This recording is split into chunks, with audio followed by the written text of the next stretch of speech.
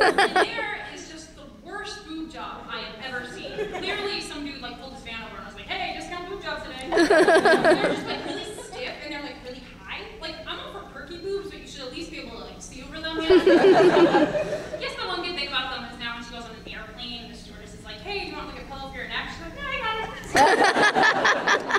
So she doesn't have to reach under a chair for the life vest, you know, she's upset. But I guess I would just rather have, you know, plain old saggy boobs and a bad boob job. And speaking of saggy boobs, I spent some time with my grandmother last week. She's great. She's my nan. She's a 100-year-old Spaniard. Yeah, we're from Spain. That's where I get my exotic looks and my mustache.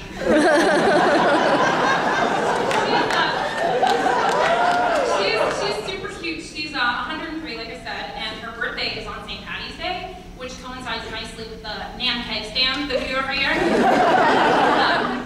But she's super cute. She's like tiny, and she wears these eyeglasses that magnify her eyes like 100%. So she has like these big eyes, so she's perpetually adorable. Like when she's like scolding me, I don't even take her seriously because it's so cute. You know, she'll be telling me how much weight I've gained since Christmas, and I'm like, "Oh, look at you!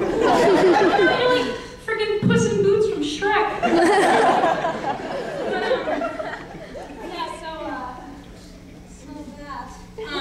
She is a huge Red Sox fan. She loves the Red Sox. She's like one of those fans that support two teams, the Red Sox and beats the New York Yankees, where she says the New York Yankees. And we're Spanish. So we were watching a baseball game, and David Ortiz comes up to the bat, and she goes, "That David Ortiz is a black man."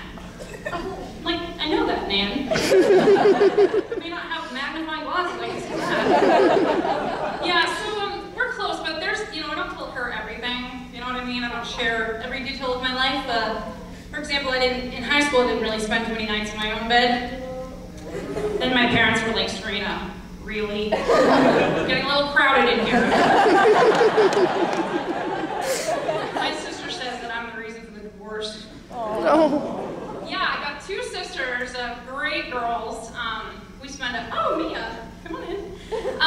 We like to spend Christmas together, and we were playing a nice little game of Christmas charades once last year. It was my sister and her boyfriend, and my older sister and her boyfriend, and me. So my sister gets up and she's gonna do a song, you know, Christmas song, 2 words, and she points at me, and I'm like, "Pretty woman?" She's like, "No. 2 words, first word sounds like, points at me." My other sister's okay, like, Serena, single, rhymes with jingle. Oh, jingle bells! They're like, "Yay! Jingle bells!" I'm like, "Really?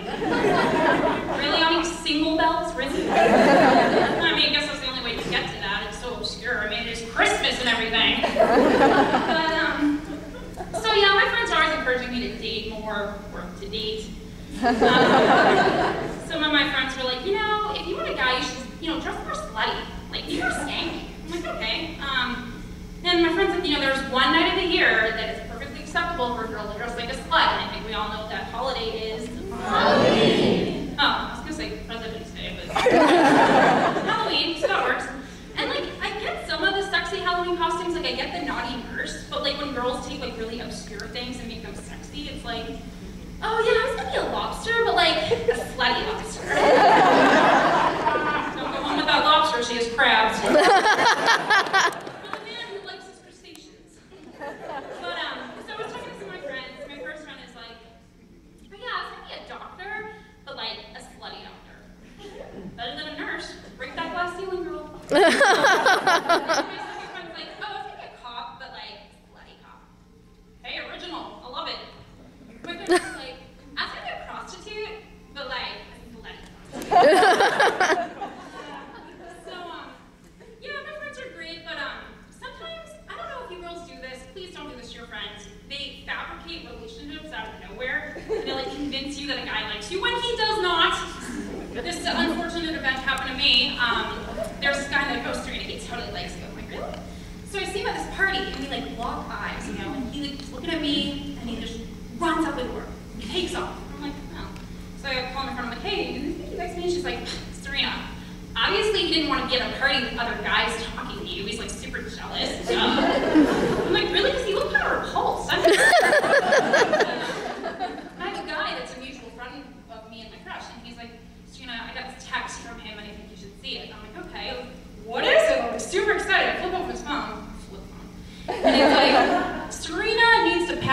chocolate cake. Aww. So I called my friends, I'm like, okay guys, spin this one around. And I'm like, they're like, well, Serena, maybe it's because he knows you don't like chocolate.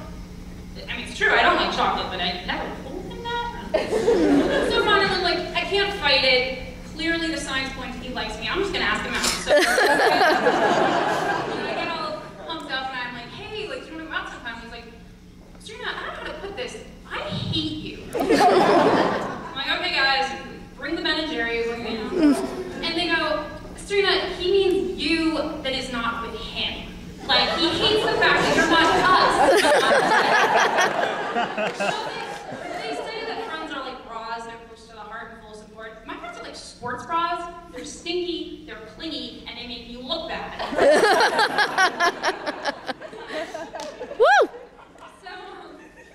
So I actually did land a date, which is really exciting. Yeah, Woo! Yeah! But it turned out to be kind of a dud, because, well, you see, when you date someone you've been stalking for a year, there's, like, not really what to talk about. He's like, go to UNH. I'm like, yep, business major, football team, favorite color is yellow, and you have a very nice pine tree outside your bedroom window.